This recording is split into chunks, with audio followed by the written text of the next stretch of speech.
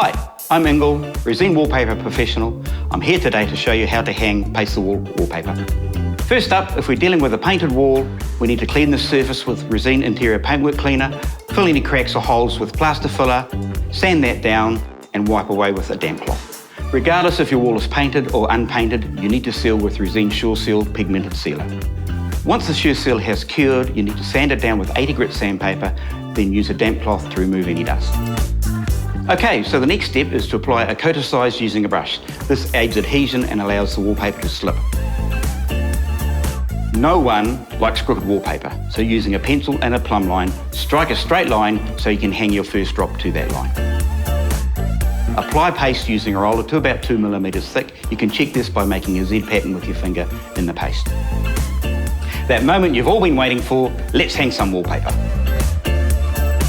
Align your paper to the plumb line already marked, smoothing out to remove any bubbles, cut top and bottom, and you're almost there.